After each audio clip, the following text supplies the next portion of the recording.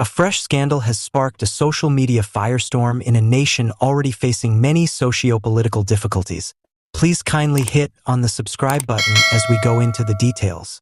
There is a huge division in the public's thoughts about the leadership of President Cyril Ramaphosa of South Africa.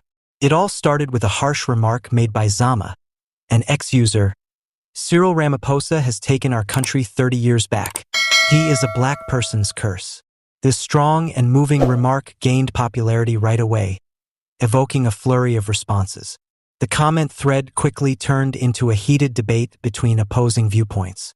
But your people have had 30 years and they still are uneducated, unskilled, and unemployable, said a user, refuting Zama's argument. Never believe that to be Ramaphosa. This remark brought to light the debate's intricacy and brought attention to long-standing problems that existed before Ramaphosa took office.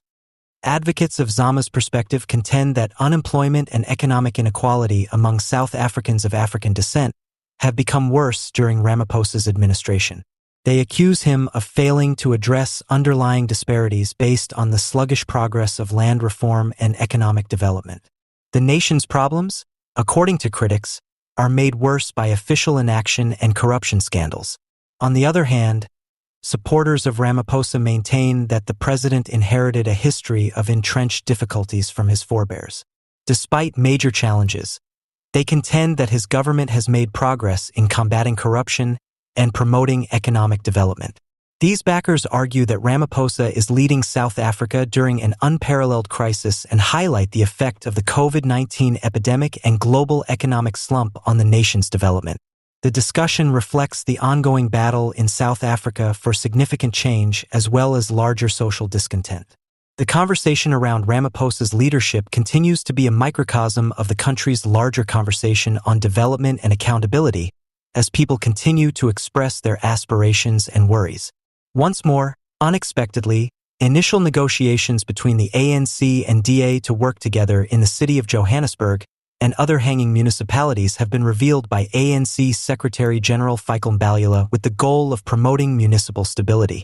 In the face of political unpredictability, this unusual partnership aims to provide efficient government and service delivery.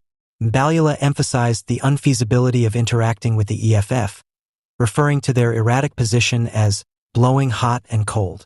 This statement reaffirms the African National Congress's calculated choice to pursue stability by forming an alliance with a more stable political entity.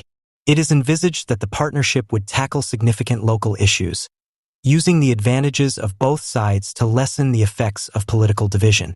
This kind of collaboration is indicative of a practical approach to government that puts municipal functioning ahead of ideological disagreements.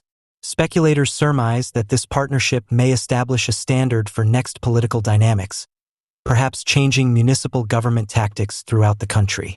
Stakeholders are waiting for further information about the nature and details of this innovative project as talks go forward.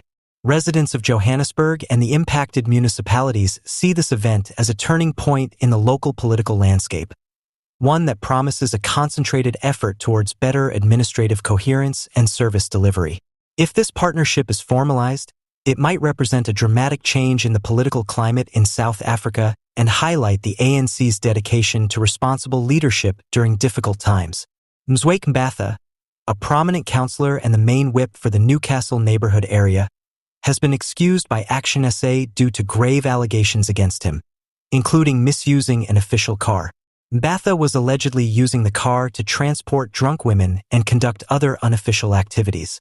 In addition, Sizwe Makona, his driver, was kicked from the party because of this outcry. The allegations emerged during an internal inquiry between Mbatha and Makona, garnering significant attention and prompting prompt action from ActionSA.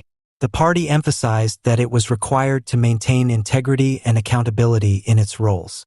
The common administrator of ActionSA said, "Our party is adamantly opposed to any misuse of public funds. We expect each of our representatives to uphold the highest moral standards."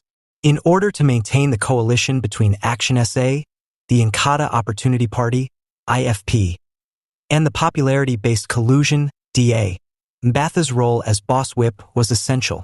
His absolution creates a possible hole in the alliance components, casting doubt on the stability of the current civil government. According to political investigators,